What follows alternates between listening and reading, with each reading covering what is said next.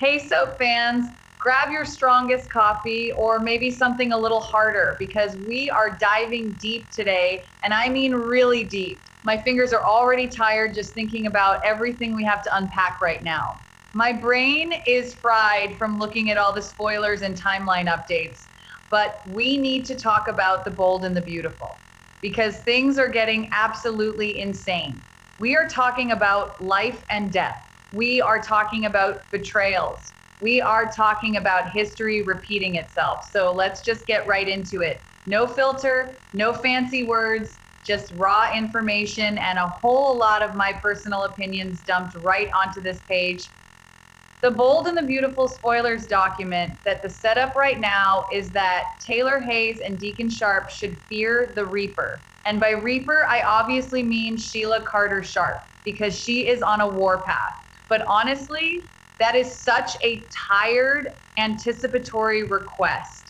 We have seen people run in fear from Sheila for decades.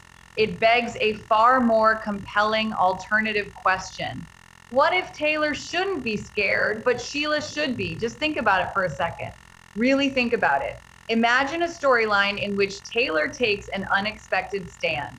A storyline where she channels her inner Lauren Fenmore Baldwin from daytime days gone by. Because right now, Deacon is prepared to defend the new woman he loves, which should mean that he doesn't run and hide from Sheila either. But we all know Deacon. He literally jumped out of a second-story window naked to escape Sheila at the Cliff House. He hid in the bushes. He left his clothes behind. That doesn't exactly scream brave defender, but it could change. It should change. So let's look at the history here, because history matters on soaps. Sheila famously crossed over from the elder sister show The Young and the Restless way back in 1992. That set the soapy mark between these shows as she and various other characters have crossed over and back in the decades that followed. It was a massive deal. It changed the landscape of daytime television, and Lauren crossed over as well, confronting her Genoa City, Wisconsin nemesis right here in Los Angeles, California. Kimberlyn Brown has referenced how great it was working with Tracy E. Bregman and vice versa. They had magic on screen, and one aspect of their characters' connections includes the difference in size. That is one of the comparable elements between the Sheila Lauren battle of old and the current storyline we are watching right now. Taylor, like Lauren, is noticeably smaller than Sheila. Sheila is tall, she is imposing, she takes up space. That factor alone causes traditional fear. When Sheila kicks down a door with a butcher knife, you are supposed to be terrified. But Lauren held her own against Sheila through the years. She never backed down, and Taylor shouldn't either. Devoted fans also know that Quinn Fuller deserves to be mentioned in this conversation because Quinn actually physically defeated Sheila a handful of years ago before her most recent comeback. Sheila returned to LA from 2017 to 28. She targeted Quinn during that period. She was hoping to rekindle her romance with Eric Forrester and push his then wife out of the way. It was classic Sheila. Brown's character played off a lower body injury during that storyline, which facilitated her stay at the Forrester mansion for Eric's allowance and Quinn's absolute disdain. It was hilarious and infuriating, but it led to a memorable physical battle, a battle that took place at the climax of the storyline, with Quinn literally pinning Sheila to the ground. Quinn won. Brown's character left town soon thereafter. Quinn wasn't afraid of the size difference. Quinn wasn't afraid of the history. Quinn just fought back. And Taylor has that same fire inside her if the writers would just let her use it. Part of what Taylor can channel right now is the resonant feeling she has about Brooke Logan Forrester. There is no denying that Ridge Forrester made a conclusive choice when breaking his engagement to Taylor and remarrying Brooke. It was devastating. The Waffle King struck again. He humiliated Taylor. He left her in the dust, and Taylor had to bounce back from that Brooke Logan Forrester defeat. She had to swallow her pride. She had to watch Brooke win again. And that is where the connection with Sheila comes in. Sheila and Taylor don't like Brooke. They both hate her, actually. And they share a grandchild in Little Hayes Finnegan. Both of these factors led to a quasi bond between the two women. Taylor literally saved Sheila's life on that hospital roof. They formed this weird, twisted friendship. Sheila thought Taylor was her champion. She thought Taylor was helping her fix her marriage to Deacon. But Sheila's staggering recognition that Taylor isn't her friend is what is driving this current plot. She realized Taylor isn't the champion of her marriage. Taylor is the one sleeping with her husband, and this will naturally lead to a massive confrontation. We are already seeing the pieces fall into place. Sheila found the pizza box. She connected the dots. She interrogated Hope and saw right through those awkward lies. And now she knows an unexpected twist would be to have Hunter Tylo or Krista Allen or whoever is playing Taylor right now. Honestly, it doesn't matter. It's the character that matters. Not only stand up to Sheila, but as was true with Quinn, defeat her by not being scared. Just look her dead in the eye and say, yeah, I slept with your husband. What are you going to do about it? Brown's character might actually respect Taylor in time if she did that. Sheila respects strength. She hates weakness. If Taylor cowers and cries, Sheila will destroy her. But if Taylor fights back, Sheila might apply her animus to Deacon instead. Because Deacon is the one who took vows. Deacon is the one who lied. He is committed to a new woman now, and he should be the one to face the brunt of Sheila's response. So maybe Taylor defends Deacon from Sheila. That would be a sweet surprise in this storyline. Imagine Taylor stepping in front of Deacon and telling Sheila to back off, reversing the gender roles, reversing the expectations. But let's look at what is actually happening in the timeline right now, because the raw data is just wild. We know that Steffi, Finn, and the kids went on a camping trip. They left Taylor alone at the Cliff House, and Taylor immediately called Deacon over for a roll in the hay. It was reckless, it was stupid. Steffi had been warning her for months that this affair would get her killed, but Taylor didn't listen. She was blinded by passion, or maybe she is just delusional. And then Sheila shows up with flowers, trying to be a good friend, trying to keep Taylor company because she thought Taylor was lonely. Sheila knocks, no answer. She tries the door, locked. So what does she do? She goes around back. She hears moaning. She thinks Taylor is being attacked. So she grabs a butcher knife and kicks down the bedroom door. And what does she find? Taylor in bed, alone. Because Deacon had already leaped out the window naked. He climbed down the side of the house in his birthday suit and hid in the bushes. It is comedic gold, but it is also pathetic. Deacon is a coward. He ran away and left Taylor to face a woman with a butcher knife. And Taylor just stood there begging for her life. "Don't kill me, please," she cried. But Sheila didn't know the truth yet. She thought she was saving Taylor. She got giddy when she realized the moans were pleasure, not pain.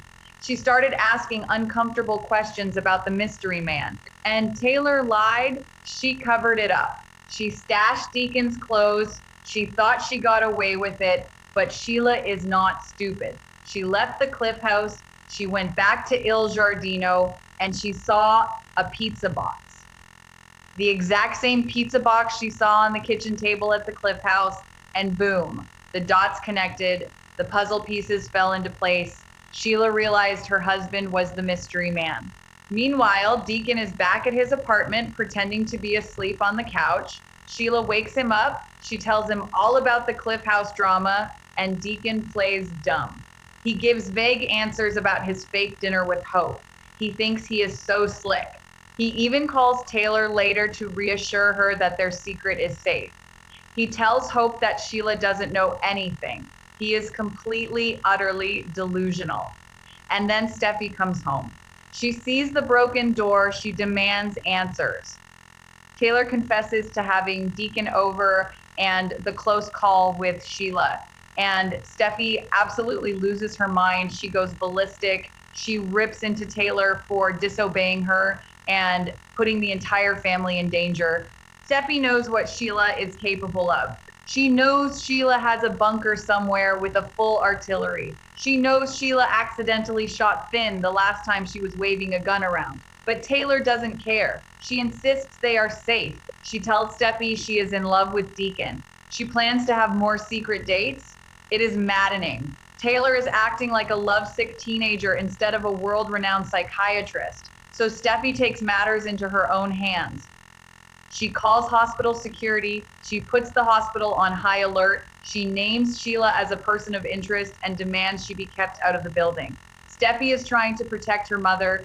She is trying to be the adult in the room. And then we get to April 3. Sheila shows up at the hospital. She wants to talk to Taylor, but security stops her. They turn her away. Does Sheila give up? Of course not.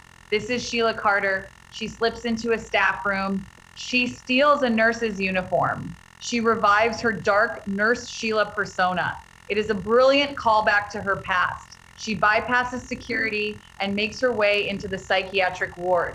And what does she see? Taylor and Deacon in an intimate embrace, right there in the hospital. Deacon slips away in disguise, wearing sunglasses so no one notices him. But it is too late. Sheila saw everything. The betrayal is confirmed. Sheila enters Taylor's office. She introduces herself as Nurse Carter. She asks, "Are you ready to take your medicine, Taylor?" It is chilling. She demands the truth. Is Taylor having an affair with her husband? And this leads to the explosive confrontation on April 7. Sheila is in Taylor's office. She is furious.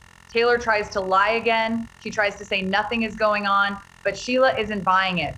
She slams her hand on the desk.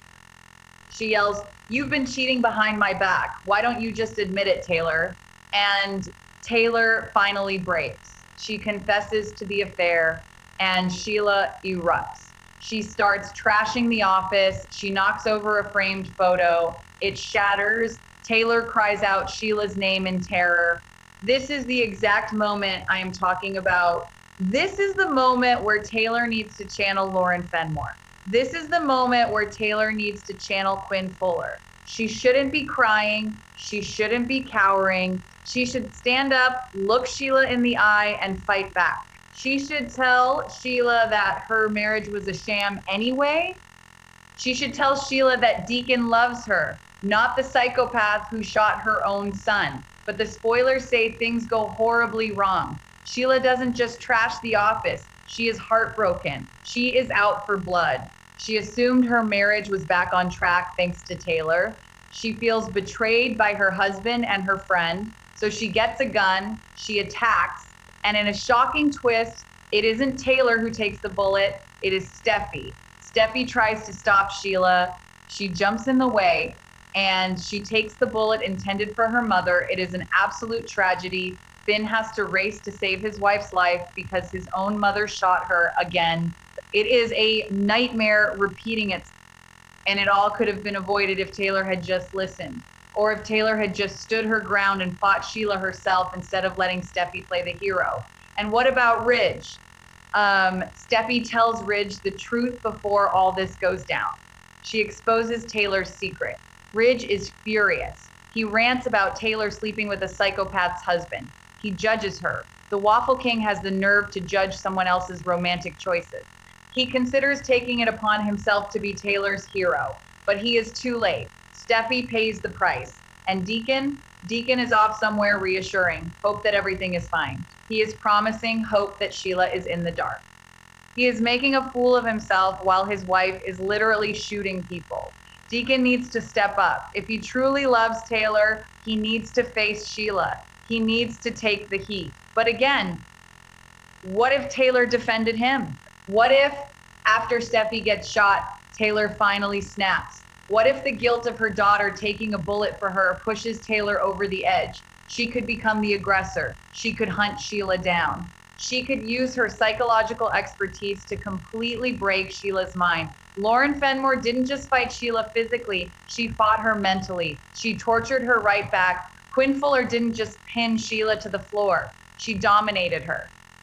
Taylor has the tools to do this. She is a psychiatrist. She knows how Sheila's brain works. She knows Sheila's insecurities. She knows that Sheila feels abandoned by everyone and that Deacon was the only person she had left. Taylor could use that. She could weaponize that knowledge. She could look at Sheila and say, you did this to yourself. You push everyone away because you are a monster. And now you have lost Deacon too. It would be such a refreshing change of pace for the show. We are so tired of the victim narrative. We are so tired of everyone wringing their hands and crying about how dangerous Sheila is. Yes, she has a gun. Yes, she shoots people. But she is also a deeply broken, insecure woman who just lost the only man who tolerated her. And let's not forget the other storylines happening right now, because they all tie into this theme of betrayal and standing up for yourself. Look at what is happening with Katie and Brooke. Brooke is acting just like Sheila in a way. She is vindictive, she is aggressive. She and Ridge derailed Katie's fashion launch. They sabotaged her, and Katie is desperate. She is looking for a new designer. She might even hire Deke Sharp just to spite the Forresters. Katie is fighting back against her sister. She isn't just taking the abuse, she is standing her ground. And look at Electra. Ivy is manipulating her life. Ivy stole her letter to Will. Ivy posted a photo of her and RJ without permission. And Electra's trust is cracking. She is seeing the red flags. She is remembering her stalker, Remy Price. She is starting to realize that her aunt is toxic. Electra needs to stand up to Ivy just like Taylor needs to stand up to Sheila. Even Dylan is caught in a web of secrets. She knows what Ivy did. She is hiding it so she can keep Will for herself. She is telling Will she loves him while hiding a massive lie. It is all going to blow up in her face. But back to the main event. Taylor, Deacon, and Sheila. The size difference, it keeps coming back to my mind. Sheila towering over Taylor. Sheila slamming her hands on the desk. Sheila holding the gun. But size isn't everything. Quinn wasn't exactly a giant either, but she had rage. She had a protective instinct over Eric. Taylor should have that same protective instinct over Deacon, or at least over her own life. Instead, she let Steffi take the bullet. The guilt is going to destroy Taylor. How do you bounce back from that? How do you look Finn in the eye knowing his wife is bleeding out because you couldn't keep your hands off a married man? Ridge is going to have a field day with this. He is going to rip Taylor to shreds. And Brooke is going to be incredibly smug. She is going to act like she always knew Taylor was a disaster. Brooke is busy catching RJ and Electra making out in the design office, but the minute she hears about this shooting, she is going to make it all about how Taylor is unstable, which goes back to the quasi-bond between Sheila and Taylor. They both hate Brooke. If Taylor had just stayed focused on being a grandmother to Hayes, none of this would have happened, but she wanted Deacon. So here is my pitch to the writers. I know I am just a tired journalist typing furiously on a deadline. My sentences are clunky, my thoughts are scattered, but listen to me. Let Taylor snap. Let her stop being the victim. Let her visit Sheila in jail or wherever she ends up and just completely break her down. Let Taylor be the one who scares Sheila. Make Sheila realize that she messed with the wrong woman. Make Sheila see that Taylor isn't just a soft-spoken doctor. She is a woman who has lost everything and has nothing left to lose. And make Deacon watch. Make Deacon see the monster he created by playing both sides. He thought he could have his cake and eat it too.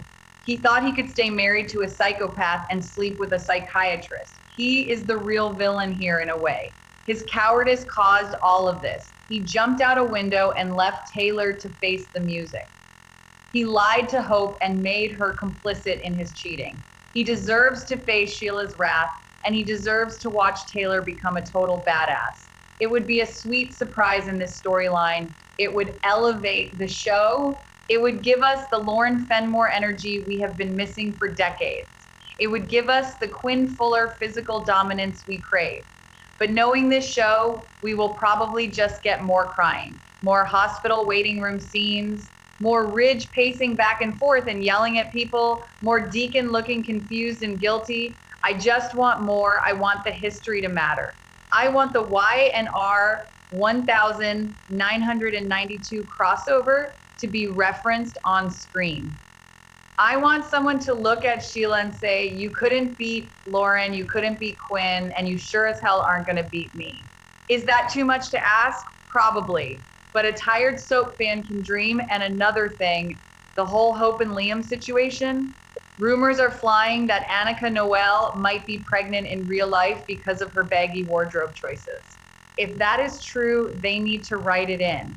Give Liam and Hope another baby. Give them some happiness while the rest of the families are literally shooting each other.